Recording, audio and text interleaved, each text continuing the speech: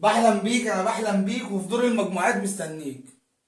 طبعا ده كان كلام كابتن خالد الغندور، اسطوره نادي الزمالك ومقدم البرامج حاليا على قناه نادي الزمالك، واللي طلع وقال على قناه نادي الزمالك للنادي الاهلي: بحلم بيك، انا بحلم بيك وفي دور المجموعات مستنيك. اخواتي وحبايبي، اهلا بيكم في حلقه جديده من استوديو مو مدى. معاك اخوكم محمد محسن. قبل ما نبدا حلقتنا، مش عايز افكرك، لو الحلقه وصلت لك ولو شفت الحلقه، فضلا وليس امرا ما تنساش تعمل لايك للحلقه دعما لحبيبك اخوك محمد محسن.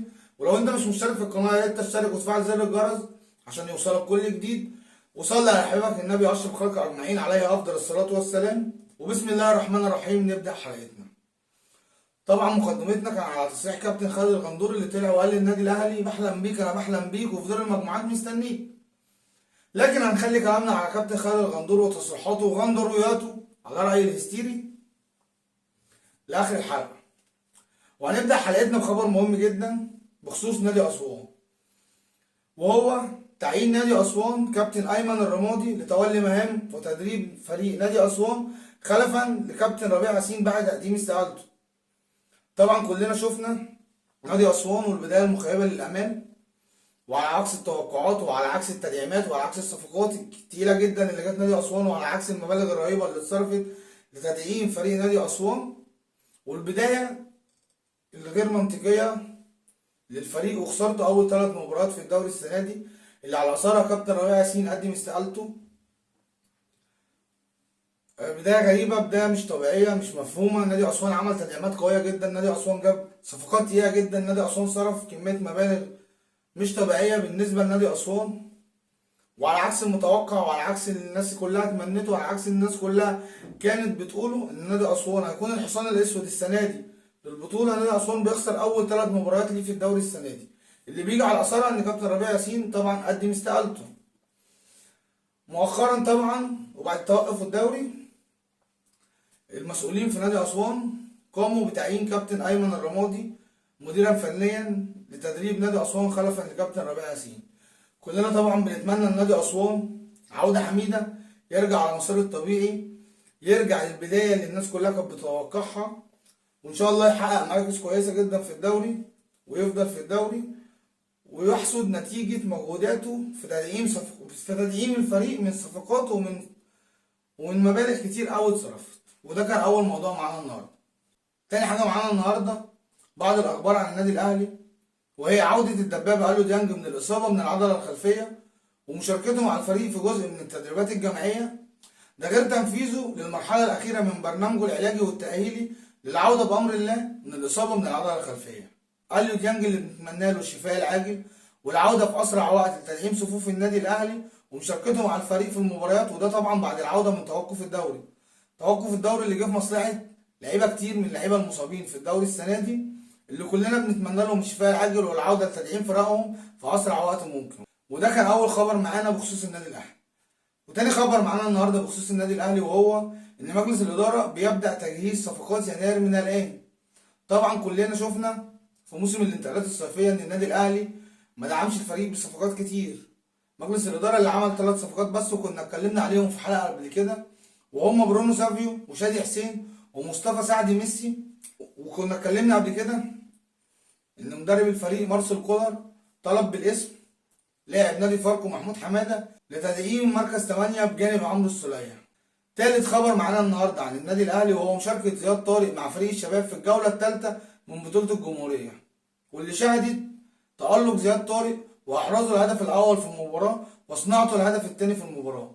زياد طارق موهبه فذه، موهبه جامده جدا، موهبه النادي الاهلي ما استغلهاش. مارسيل كولر تقريبا مش شايفه حاليا في تشكيل النادي الاهلي. كنت شايف من وجهة نظري طالما ان هو مش هيبقى ليه دور في النادي الاهلي ومش هيبقى ليه دور في تشكيل النادي الاهلي، كان يطلع اعاره احسن وافيد للنادي وللعيب. لكن قعدته في النادي ومشاركته مع الشباب ده ما بيفيدش زياد طارق، هو ما بيفيدش النادي. كان افضل ان هو يطلع اعاره، كان هيفيد اللعيب كويس جدا ان هو يشارك في مباريات رسميه في الدوري. ده غير ان مستواه هيظهر ومارسيل كولر هيقدر يشوفه بعينه احسن ما يشوفه طبعا في التدريبات ومشاركته مع فريق الشباب. والكلام طبعا بخصوص زياد طارق ومحمد محمود اللي ما شاركش في المباراه لان هو طبعا فوق السن.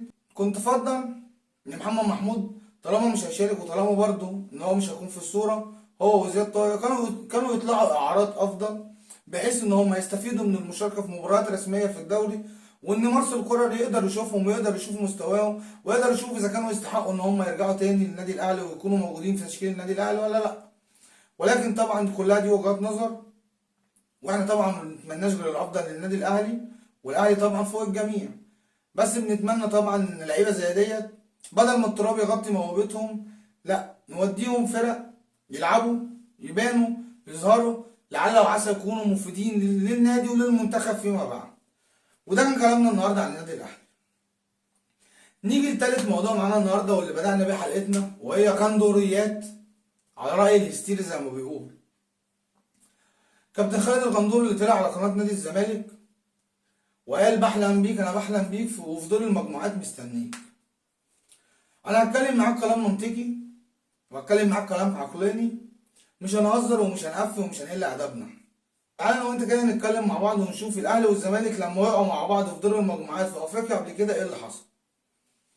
اول مره الاهلي والزمالك وقعوا مع بعض في دور المجموعات، النادي الاهلي طلع اول المجموعه ونادي الزمالك طلع تالت المجموعه، والنادي الاهلي احرز البطوله في المره دي، ودي كانت اول مره. تاني مره نادي الزمالك والنادي الاهلي يقعوا مع بعض في دور المجموعات، النادي الاهلي طلع الاول في المجموعه، نادي الزمالك طلع الرابع في المجموعه، والنادي الاهلي قدر يحرز البطوله، ودي كانت تاني مره. تالت مره نقع فيها مع بعض في دور المجموعات، النادي الاهلي طلع المركز الاول، نادي الزمالك طلع المركز الرابع، وبرضه النادي الاهلي قدر يحرز البطوله. ده غير نهائي القرن والقاد ممكن واحراز النادي الاهلي التاسعه على حساب غريمه التقليدي نادي الزمالك.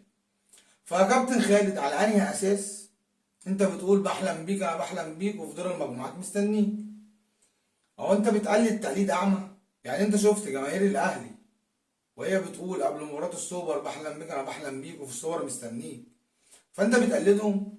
طب معلش، جماهير النادي الاهلي عندها معطيات ومقاييس بناء عليها بتقول كده. انما حضرتك ايه معطياتك عشان تقول حاجه زي كده؟ ايه مقاييسك عشان تقول حاجه زي كده؟ عشان خدت دوري وكاس؟ عشان خدت 2 دوري اخر سنتين؟ ده مش مقياس يا كابتن خالد. كابتن خالد نادي الزمالك اللي ليه تقديره وليه كل الاحترام طبعا ما كسبش الدوري اخر سنتين غير عشان النادي الاهلي كان مش في حالته، مش اكتر. مش عشان نادي الزمالك في افضل حال، لا، عشان النادي الاهلي مش في احسن حال. طول ما النادي في اهلي في احسن حال نادي الزمالك ما بياخدش حاجه. فعلى انهي اساس يا كابتن خالد بتقول الكلام دوت؟ كابتن خالد طبعا اللي طلع وقال ان خلاص اخر شهر ليه مع قناه نادي الزمالك، وانا مش شايفها بصراحه غير ان دي عطف ورجاء ان هم يجددوا له، يعني عشان ايه يفضل مكمل في القناه. ودي حاجات طبيعيه ومتعودين عليها من كابتن خالد. كابتن خالد اللي هو ما بيعملش اي حاجه غير ان هو بيعمل فتن ما بين الجمهوريه. اخواتي وحبايبي، ولهنا تكون خلصت حلقتنا. مش عايز افكرك، لو الحلقه وصلت لك ولو اتفرجت على الحلقه اتمنى الحلقه تكون عجبتك، وفضلا وليس امرا لو الحلقه عجبتك ما تنساش تعمل لايك للحلقه دعما لحبايبك اخوك محمد محسن. ولو انت مش مشترك في القناه يا ريت تشترك وتفعل زر الجرس علشان يوصلك كل جديد. والسلام عليكم ورحمه الله وبركاته.